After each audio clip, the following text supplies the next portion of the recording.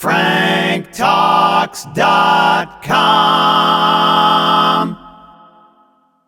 Relationship coach Frank Kermit is back on the show. Recently, he wrote an article dealing with singles, specifically singles who apparently have been shunned because they've been single too long. I didn't even know this was a thing. Frank is here to talk about it via Skype from right here in Montreal. Hi, Frank. How are you, Peter? Just tickety-boo. Nice to have you back on the program. So, apparently there's a shelf life to being single? Very much so. Based on what I'm getting from my client base, if they meet someone who has been single, quote-unquote, too long, it might be a reason that they don't want to continue dating the person. And the other side of my client base, those singles who have been single for a very long time, are reporting that they're struggling to find someone to be very accepting of it. Okay, what is the problem that I guess the other party has with dating someone who's been single a long period of time? Generally speaking, they're very worried about being abandoned. The idea that they're going to get attached and that the person that they want to date who has been single a long time probably is used to being alone, may not get attached as easily, and might simply be in a position to say, well, you know, I really do like you, but I'm not really into dating and relationships. I wanted to try it out, but it's really not for me. Nobody wants to face rejection and abandonment from someone they like, and if they sense that that's likely what's going to happen, it can turn a few people away. Are these people who are turned off by those who have been single a long period of time, are they coming from a theory, or are they coming from a situation rather that it's just a theory, or are they coming from previous experience with dating someone who may have been single for a long period of time?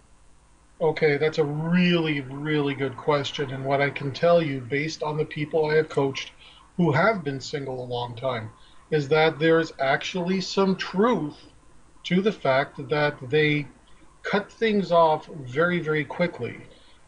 They may go out on a date 2, 3, 4, maybe even 5 times and then say, oh, it's really not for me, when they're just not in the habit of giving someone a chance and continuing the dating process. So there actually is some merit to these concerns. When I'm coaching, let's say, people who maybe have never been in a relationship, sometimes adult-aged virgins, their MO tends to be very similar. They may even try to date somebody once in a while, but before things get too serious, they abandon it. They say, well, I didn't really feel strongly enough for it. Or they just didn't want to mess up their lives. Someone who's been single a long time, and for the record, okay, I need to say this for the record, there's nothing wrong with being single. If you're happy being single, there's no issue. Just continue your life and enjoy what life has to offer you. It's only a problem if you've been single for a long time and you don't want to be single anymore, but the behavior patterns that you've gotten used to in being single are interfering with your chances to possibly connect with somebody new. Okay, so this theory, and I'm going to say just a theory right now, of this behavior pattern, if this theory is indeed correct, should the person who is about to date someone who may have gone through a long period of time of being single, if they're asking that person about their past, should they be talking about their immediate past? And the reason why I say that, if someone gets hooked up with someone who has been single for a long period of time, the theory you're discussing may be true. But what if that person had been in a series of short-term relationships after a long period of having been single? In other words, what I'm getting at is, does this situation, if this theory is accurate, is this situation correctable, or is someone who had a long patch of singleness doomed to have this type of personality trait even if they've had some short-term relationships after? Brilliant question. Absolutely brilliant question. My answer is this. It depends what happened in those short-term relationships. Okay. So let's use some specific examples here, okay? Sure. Somebody who has been single for, let's say, between 5 and 10 years, and then enters into a relationship may not have certain behavior patterns such as conflict resolution behaviors. You see, when somebody is single and living alone and they end up in a conflict with somebody, they don't necessarily have the motivation to deal with the conflict at hand.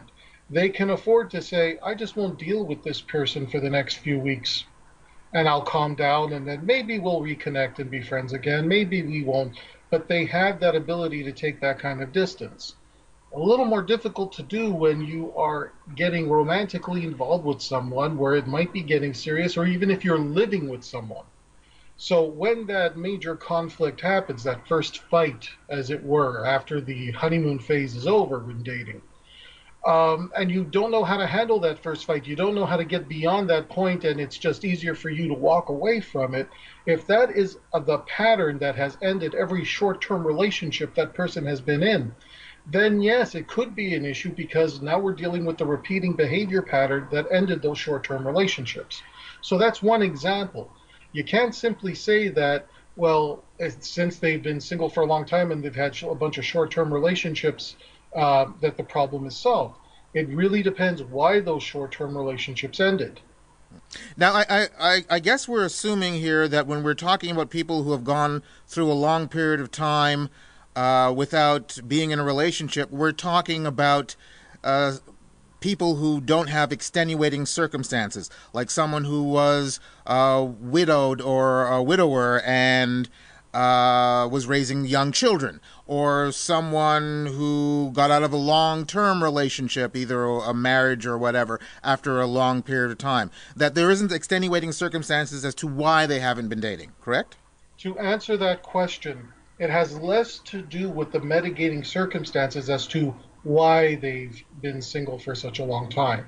So, whether they were widowed and just went through a mourning process that lasted a few years, whether it's a matter of they went through a nasty divorce and they just said, that's it, I'm not interested, whether it was they're just very, very unlucky and no matter who they tried to date, they just didn't know how to attract the person or they just got constantly rejected.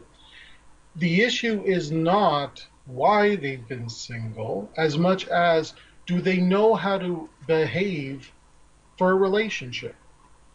And some people understand the concept that if I'm in a relationship, it's not just about what I'm going to get from the other person, it's also about what I'm going to give. And someone who, let's say, is not in the habit of giving and taking care of someone and being vulnerable with someone, if those behavior patterns are not the norm for that person, it can make it much more difficult to get into that relationship. Now, as you mentioned, you said there's cases of people who have been horribly hurt in a nasty divorce, people who have been widowed, and maybe they're still in mourning and they're dealing with guilt issues about the idea of moving on to another partner. So there could be those reasons involved. But I think that's a separate issue than someone who simply doesn't know how to behave in a relationship because it's just been so long. But people are also conditioned by the experiences they either have or didn't have. You just gave an example. They haven't been in a relationship for a long period of time, so they don't know how to behave in a relationship. But it's also possible that they could have been before in the wrong relationship. So, I mean, you behave based on the experiences and examples that you're thrust into. That is an amazing observation. I so love being on your show. I so love being on the stuff file. You really just know how to get to the crux of the matter. Yes, a person's experiences can in fact shape the behavior patterns that they develop. Here's where it gets different, and this is where my role as a coach comes in. If someone says, every relationship I've been in has been a disaster, there's a common element in every relationship you've been in. You. So if you made a mistake and you dated someone that was incompatible for you, did you learn from that and did you take those learnings into your decision process as to who you were going to date next? If you did, chances are your relationships at every new relationship that comes along gets better and better for you.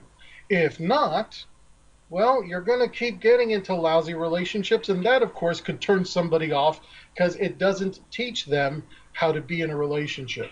And then one day, they wake up and say, that's it. I want a relationship, but I don't want to repeat what I've done in the past. And that's where they'll seek someone like myself, a coach, who can give an objective outsider view, someone outside themselves to say, well, it makes sense that you ended up in that situation because these are the behaviors you exhibited that attracted that kind of person to you. Here are some new behaviors for you to try so that you actually end up in a relationship with the type of person you want. So if someone wants to take on the role of personal growth, self-actualization, that's what we do in coaching. So I will take somebody and I'll say, okay, tell me exactly what you want. And then I'll look at what they're doing right now that pushes that away, and I will look at things that they're doing that is helping them along that path. Always an education having you on the program, sir. I mentioned in the introduction that this was something you wrote about in an article. Where can people find that article? Well, I've actually submit articles to the Pornhub Sexual Wellness Center. It's a division of Pornhub where people can go to get information on sex, relationships, sexual health. It's a really, really great resource. I'm one of the contributors there, and the article that I wrote is entitled, Is Being Single for Too Long a Red Flag for Dating? So, just like the old saying about Playboy magazine, there are some people who go to Pornhub for the articles. There are. Frank, always a pleasure to have you on the program. How can people find you otherwise? Just go right to my website, franktalks.com. franktalks.com. If you want to buy one of my books, if you want to pick up one of my audio programs, if you want to sign up even for just an hour of coaching to see what Frank can do for you, the one thing I offer is that I'm always frank because I have to be. And I'm not going to say something to spare your feelings. I'm going to tell you exactly what you need to hear. And sometimes people are okay with that. Sometimes they're not. But they know that that's what they're looking for when they want a frank coach. Frank, thank you for being on the program with us once again. Thank you, sir. Be well. Relationship coach Frank Kermit. You can check out his website at franktalks.com to find out more about his upcoming events. You can go to my website at thestuffile.com to the What's On page for this show, which is show number 0446, and you'll find the links to his site. Need help with love, sex, dating and relationships? Visit